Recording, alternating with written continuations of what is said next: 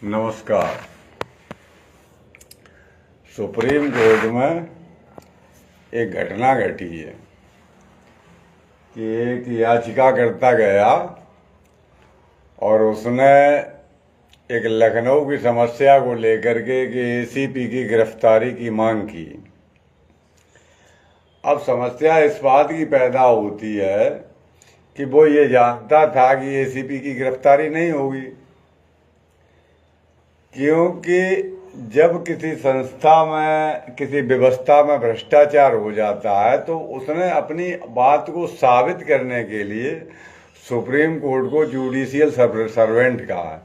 हालांकि शब्द तो उसने बिल्कुल सही प्रयोग किया है कि आप न्यायिक नौकर हैं, तो न्यायिक नौकर उसने कह दिया है और अंग्रेजी में कहा है, हिंदी में नहीं कहा उसने।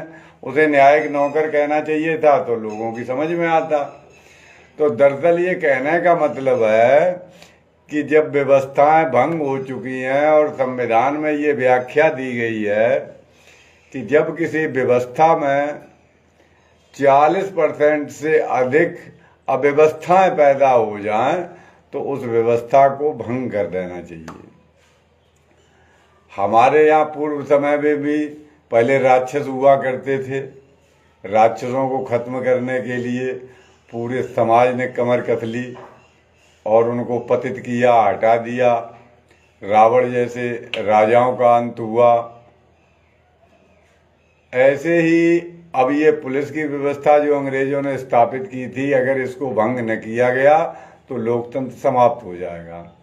तो पुलिस की बर्खास्तगी पूरे भारत में सुनियोजित तरीके से, चरणबद्ध तरीके से कर दी जाए।